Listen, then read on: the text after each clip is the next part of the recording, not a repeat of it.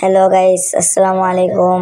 Welcome to জিনাদার blog. আজকে আমি আপনাদের সামনে নিয়ে আসলাম মিষ্টি কুমড়া শাক রান্নার রেসিপি।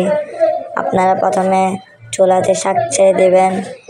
শাকের উপরে হালকা করে আলু দিয়ে এবং পেঁয়াজ মরিচ দিয়ে দেবেন।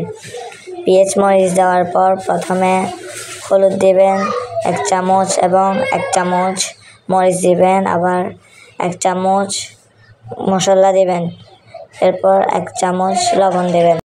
এরপর সবগুলো ভালোভাবে লাড়বেন।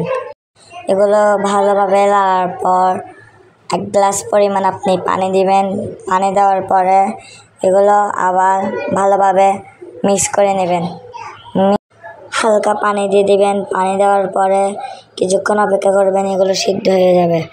সিদ্ধ হয়েছে কিনা বোঝার জন্য একটা ঘুরনি দিয়ে ভালোভাবে দেখবেন সিদ্ধ হয়েছে কিনা। এরপর একটা কড়াইতে তেল দিয়ে পেঁয়াজগুলো লাল করে শাকের উপর ছেড়ে দিয়ে হয়ে গেল আমাদের রেসিপি।